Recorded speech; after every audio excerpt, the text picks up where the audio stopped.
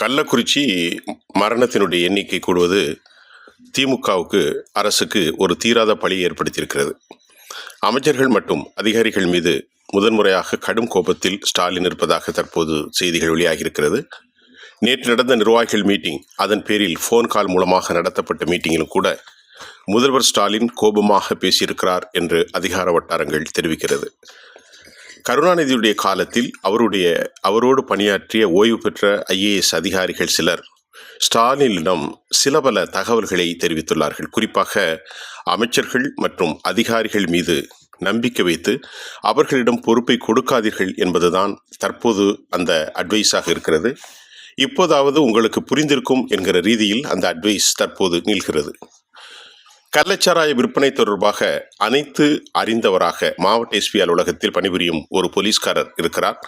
அவர்தான் முந்தைய SPயையும் கலெக்டரையும் தவறாக வழி நடத்தியிருப்பதாக தற்போது செய்திகள் வெளியாகி உச்சபட்ச கோபத்தில் ஸ்டாலினை ஆழ்த்தியிருக்கிறது. அவரை தவிர பலர் மீது நடவடிக்கை எடுக்கப்பட்டிருக்கிறது. அந்த போலீஸ்காரர் ஆளும் கட்சி பிரமுகர் ஒருவரோடு சாதி ரீதியாக நெருக்கமானவர்.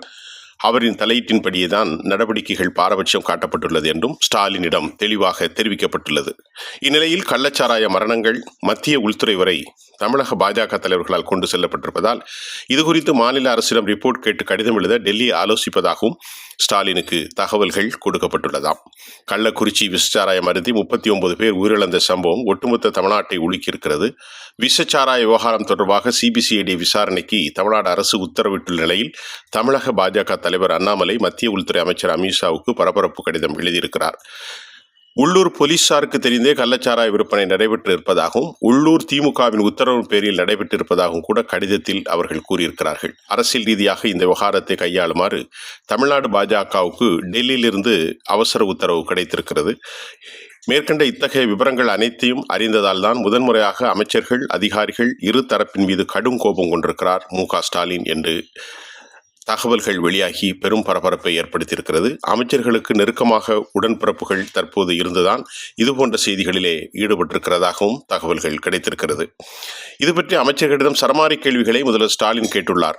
தலைமைச் செயலகத்தில் நடந்த மீட்டிங்கில் கடும் கேள்விகளை எழுப்பிய போது அமைச்சர்கள் துரைமுருகன், ஏவா வேலு, உதயநிதி, மா சுப்பிரமணியம் மற்றும் தலைமைச் செயலாளர், உள்துறை செயலாளர், நிதித்துறை செயலாளர், DGP உள்ளிட்டவர்களோடு அவசர ஆலோசனை நடத்தினார் முதலமைச்சர் ஸ்டாலின்.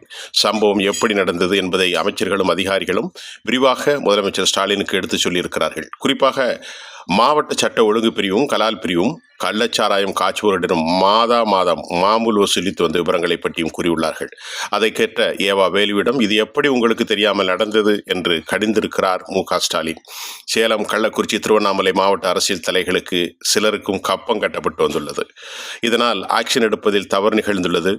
ஆக்ஷன் எடுக்க முயற்சிக்கும் போதெல்லாம் அந்த அரசியல் தலைமைகளுக்கு கலெக்டருக்கும் SPக்கும் போன் போட்டு தடுத்திருக்கிறார்கள் என்று முதல்வரோடு சொல்லியிருக்கிறார்கள் அதிகாரிகள். இதை கேட்ட சட்ட ஒழுங்கு விவகாரத்தில் அமைச்சர்கள் MLAக்கள் தலையிட்டால் என்னிடம் சொல்லுங்கள் என பலமுறை சொல்லியிருக்கிறேன், ஏன் சொல்லவில்லை என்று முதல்வர் ஸ்டாலின் கடுமையாக கடிந்து கொண்டிருக்கிறதும் இப்போது திமுக வட்டாரத்தை தாண்டி தேசிய அளவில் இது ஒரு பரபரப்பான பிரச்சனையாக மாறியிருப்பது MK ஸ்டாலின் உச்சபட்ச கோபத்திற்கு சென்றிருப்பதாகவே தகவல்கள் வெளியாகியிருக்கிறது.